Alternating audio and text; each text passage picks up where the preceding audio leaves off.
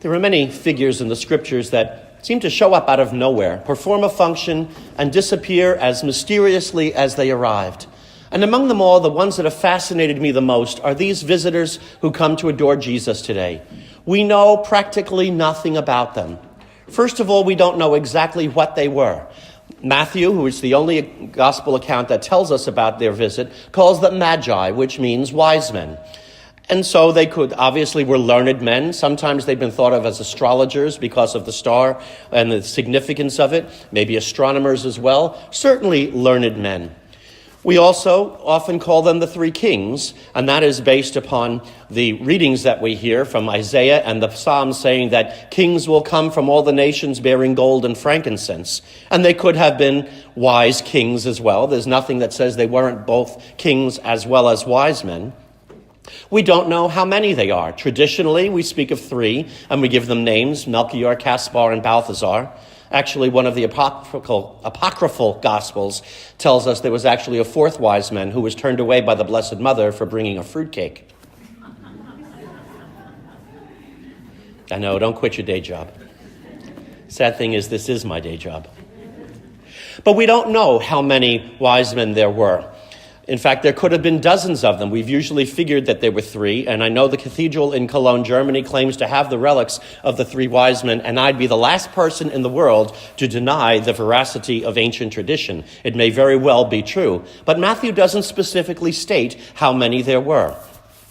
We don't know where they came from. They came from the east. Half of the world is east of Israel. They could have come from anywhere.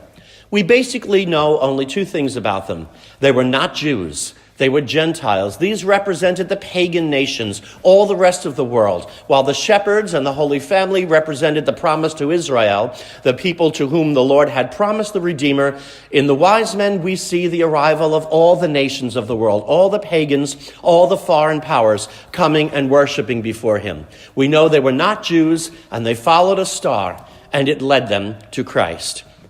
And so, in the visit of the wise men, we see, first of all of the wisdom of the world. If they were kings as well, we've got all political power, all foreign religions, all pagans, anything of that, all the other knowledge, philosophy, science, everything else, all of that coming and finding Jesus. And when they came before him, what did they do? They prostrated before him. To prostrate is to lay down completely, face down on the ground before someone. And that is a sign that says, I am nothing, you are everything. Imagine the symbolism of that. Let's not pass by that too lightly. All of political authority in the world, all the rulers, all the leaders of the world, all of the wisdom of the world, all the other religions, all prostrate before Jesus saying, we are nothing, you are everything. And only still as an infant. He was not old enough to teach them anything yet. They didn't learn anything. But the infant Christ was better than all of the political authority, all the knowledge, all the wisdom, all the false religion of the world was nothing before the infant Christ.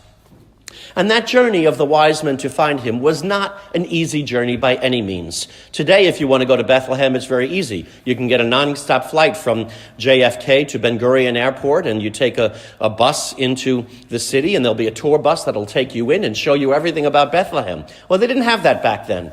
They had to travel probably on the back of camels.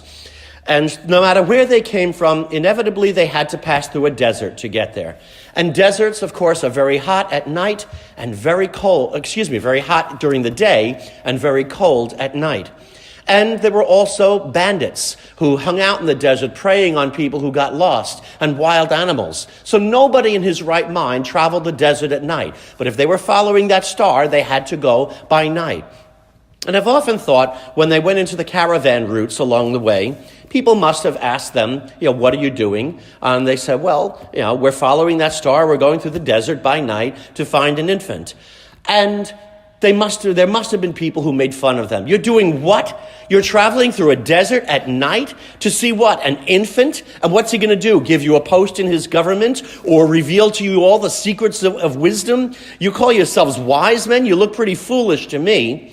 But they didn't let them get in their way. And when they found Jesus, it was worth it. All of their difficulty was worth it because they found the one that they had desired, even though they didn't find him where they thought. Notice they showed up first in Herod's court, obviously thinking a newborn king of the Jews would be in Herod's family, his son or perhaps even a grandson to Herod.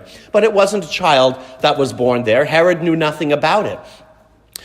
And so they had to find the child in the manger, and they didn't realize at first where they were going to find him. So they had to be trusting that something new was going to be happening. But they did, and it was worth it all. And of course, there was Herod trying to stand in the way, trying to use their knowledge for his own purposes, trying to trick them, not to let them know where he was so that Herod could worship him, but rather to kill him, even though Herod was an old man at this point, and he had already killed 2 of his sons and 1 of his wives for fear that he thought they were trying to rebel against him. So it hardly would have been to defend even his son's kingdom. Herod was just paranoid by the end of his life, and he wasn't going to live much longer.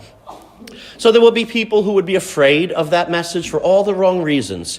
But the wise men did. They went through the journey, and it was worth it. And you and I are called to be like the wise men, following the light of faith to find Christ. And like the wise men, there will be difficulties along the way. There will be people who will think we're fools. In this day and age, you're going to live out that old Catholic faith, while more and more people are just seeing faith as some old-fashioned myth or something like that. You're going to live by that, and you're going to raise your children in those things that we've long since abandoned. And we find God on our own now. We don't need churches and rules for all that. You're going to do that. There will be people who will think we're crazy for doing it. There will be others that are threatened by what we believe, just as Herod was, thinking all the wrong things about what our faith is all about, and will fight us tooth and nail because they think we're a threat to everything that's important to them. There will be so many other people that will maybe try to manipulate us and use us for their own purposes, like many people will do with religion, and they'll try to sell religion to people not because they're bringing Christ to them, but they're getting their money from them, as so many different charlatans do. There'll be many people out there trying to stand in the way. And it's a struggle for us in this day and age to try to live the faith in a world that is largely hostile to our Catholic faith. Yes, there will be an uphill battle for many of us, and there will be a lot of people who will try to stop us.